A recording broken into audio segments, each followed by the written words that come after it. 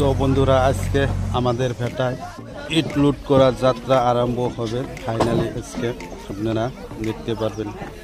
তো ফাইনালি দোস্ত আমাদের আজকে ইট ভাটায় যাত্রা হবে। এটা হলো ঠেলার সর্দার। দু একটা কথা বলো।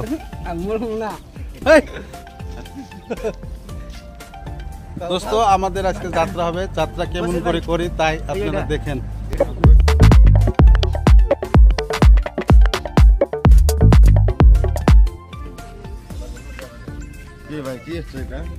ভিডিও হচ্ছে।